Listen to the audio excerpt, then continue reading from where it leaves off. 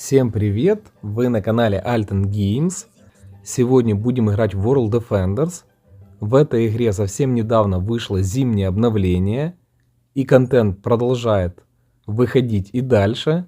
Сейчас я вам покажу прохождение миссии второй, именно связанной с этим зимним ивентом. Также я вам расскажу о ключевых особенностях этой игры, если вы не знали. Мы посмотрим на карту.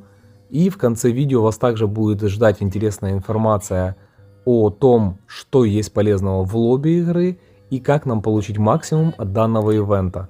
А вы пока подпишитесь на канал, поставьте лайк и обязательно нажмите на колокольчик.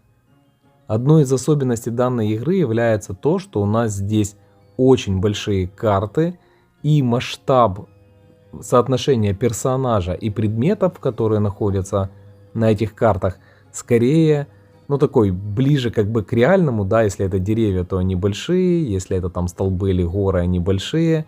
И также мы являемся достаточно небольшим персонажем, а башни вокруг нас достаточно большие. Тут, правда, нас в конце ждет огромный камин и огромные подарки, но деревья здесь действительно также большие. Мы играем с Катей, выставили начальный деф, и также второй ключевой особенностью этой игры является то, что вы можете использовать стрелковое оружие. Вот я использую, да, такой какой-то лазерный автомат, что-то типа такого. И также могу помогать им уничтожать монстров.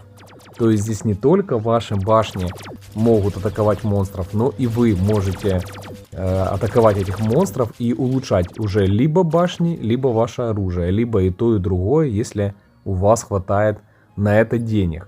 Решать только вам. Есть тактики, когда люди вначале дефаются только при помощи автоматов, а потом уже ставят себе башни для защиты.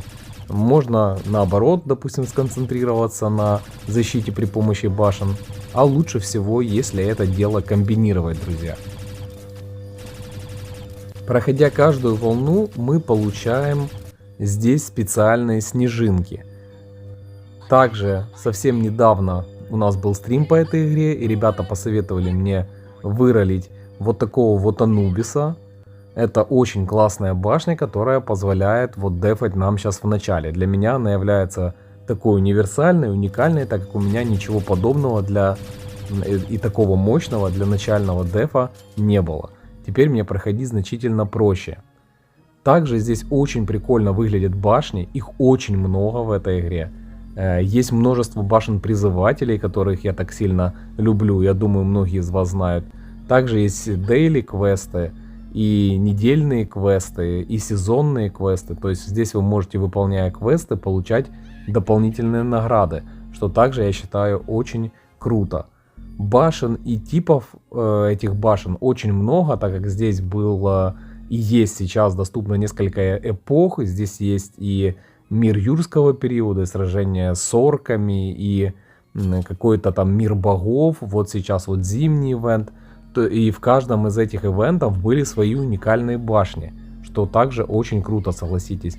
Также каждому ивенту нарисованы уникальные противники. То есть здесь у нас вот в этом новогоднем ивенте, да, у нас там всякие разные существа мифологически связанные с зимой. Вот там щелкунчик, вот допустим сейчас идет, оловянные солдатики, которые там развешивают некоторые на игрушки. Вы видели ранее всякие елочные игрушки, там, и шарики всякие разные были, злые эльфы с подарками, с такими горящими, типа с бомбами, наверное, с какими-то.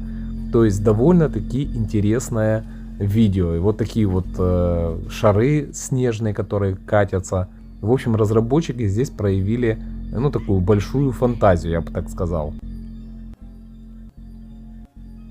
Также мы с Катей продолжаем улучшать нашу защиту и расстраивать фермы для того, чтобы получить деньги. Здесь волн не так много, поэтому, как говорится, здесь надо быть готовым.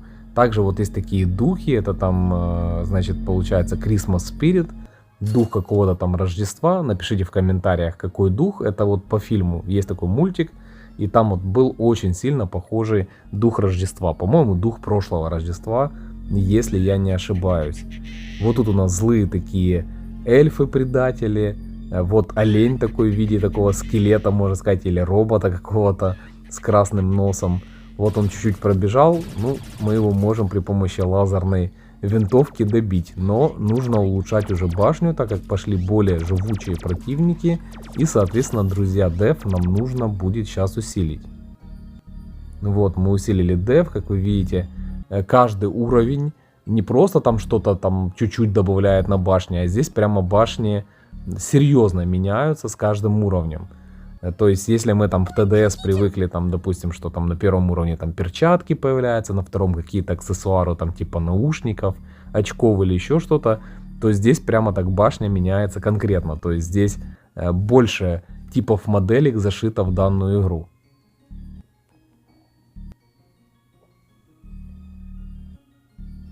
В конце игры я вам обязательно расскажу, как получать больше и как правильно использовать то, что вы получаете. То есть для того, чтобы вам эффективно играть в этот ивент, вы получаете снежинки. Эти снежинки мы потом сможем сконвертировать с вами и получить другой вид ресурсов, за которые мы можем получить уникальные башни. Почему сейчас как бы и вырос онлайн в этой игре, и значительно больше стало в нее играть людей, да и вообще интересоваться, как раз заключается в том, что мы сейчас с вами можем получить, как я понимаю, уникальные башни. Не знаю, исчезнут ли они из игры полностью, когда закончится этот ивент, либо, может быть, будут доступны в виде покупки в ящике. Но пока мы это можем получить точно за меньшее количество денег, ведь когда идет ивент, вы все прекрасно понимаете, что именно тогда можно получить от игры максимум, вложив в нее минимум, в основном свое время.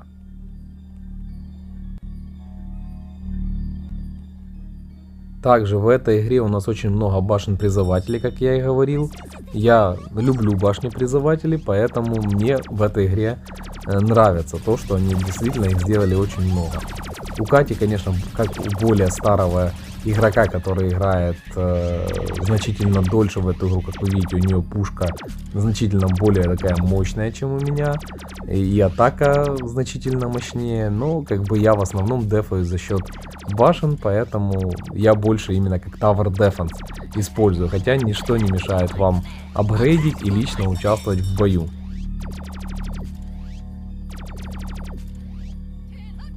Следующий уровень Анубиса, как вы видите, он такой вообще уже стал очень прикольный.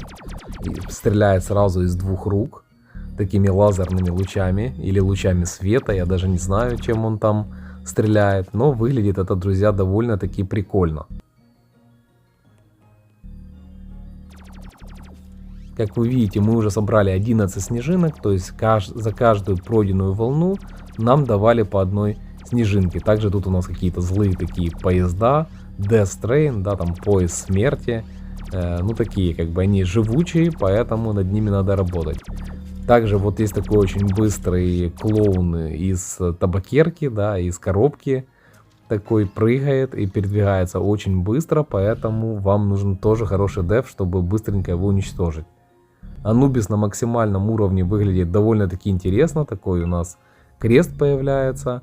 И сейчас я вам покажу одну из башен, это ивентовская башня, как раз та, которая вот сейчас можно ее получить за счет вот этих снежинок. Дальше я покажу вам как. Итак, у нас, как вы видели, на первом уровне был очень прикольный пингвин с рыбой, потом добавился еще небольшой медведь с рыбой. После очередного апгрейда этот медведь подрос, такой стал более мощным, он также помогает кидать рыбу пингвину, но он уже такой вырос и стал побольше. Дальше он будет еще развиваться. Здесь при этом очень много башен, которые такие, знаете, юморные. Разработчики так с юмором отнеслись к игре. И здесь есть несколько таких достаточно смешных и веселых башен. Я считаю, что вот эти новогодние башни, вот они максимально прикольные и юморные.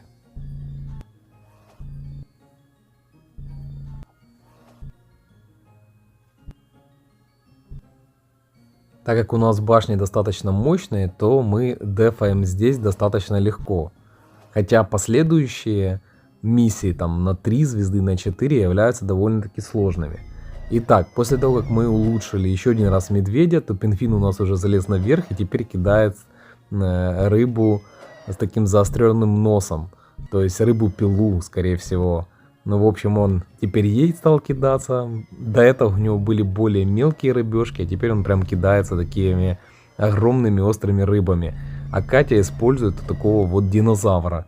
Это было, наверное, самая первая эпоха в этой игре. Это именно вот был мир юрского периода. Кстати, тогда мы с Катей также играли в эту игру. Я чуть-чуть в нее поиграл, вот как раз когда был ну, вот этот вот ивент, да, с вот этими вот динозаврами. Было довольно-таки тоже прикольно.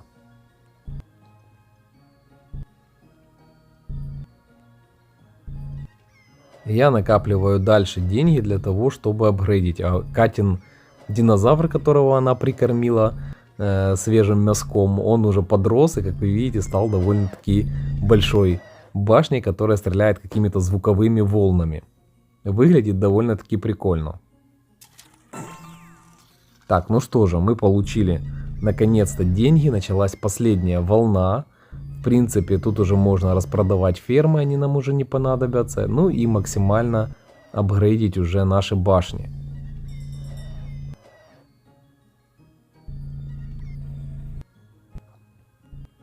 На максимальном уровне апгрейда. Сейчас я вам покажу, как выглядит мой медведь и пингвин. Выглядеть они стали очень классно. И посмотрите, как выглядит динозавр, которого проапгрейдила Катя.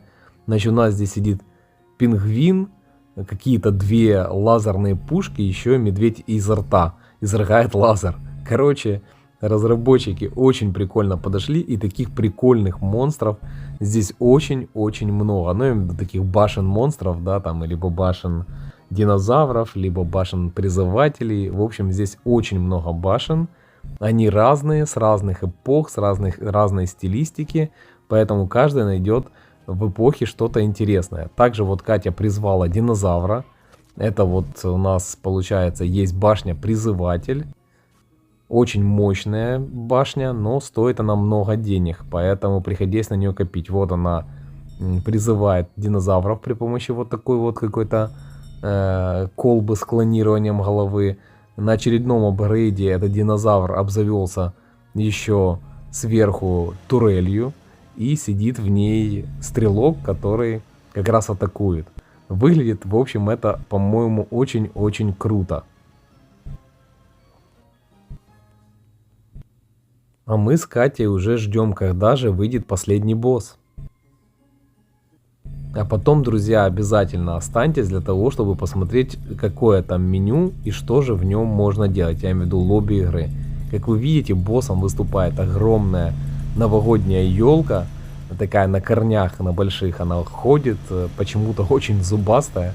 И, в общем, выглядит она очень прикольно. Вот эти вот игрушки новогодние, сверху звезда. В общем, выглядит это монстр, этот босс очень-очень серьезный такой боссяра. Но мы с ним справились, конечно же, так как вторая, вот я считаю, такая миссия является, наверное, оптимальная. Как вы видите, мы здесь получили все ресурсы игры, и кристаллы, и монетки, и снежинки. Теперь мы с вами посмотрим на лобби. Вафан, привет. Итак, что мы можем здесь сделать? Нажав на снежинку, мы можем перетащить ползунок и при помощи кристаллов и снежинок сконвертировать специальные ресурсы, которые вот появились как раз в новогоднем обновлении. Снежные кристаллы. Сможем скоро купить щелкунчика за 800 таких кристаллов. И также, подойдя к этому дракону, потратив 400 таких Arctic гемов, мы с вами можем получить уникальные новогодние, вот Christmas Chest, да, новогодние башни. Я хочу поднакопить побольше этих кристаллов и потом паролить. У нас в меню, как вы видите, много всяких разных снежных монстров. Также огромная елка. И что интересно, возле этой елки лежат подарки, которые мы можем забирать. Вот здесь вот я забрал как раз вот эту свою пушку, с которой я стрелял. Обязательно зайдите, но я имею в виду этот лазерный автомат. И там примерно каждую неделю у нас будут добавляться, также нам дадут возможность открыть новые подарки. Поэтому, друзья, если вам понравилась эта игра, то обязательно заходите, собирайте подарки, накапливайте себе кристаллы. Надеюсь, видео вам понравилось. Всем до встречи. Пока-пока.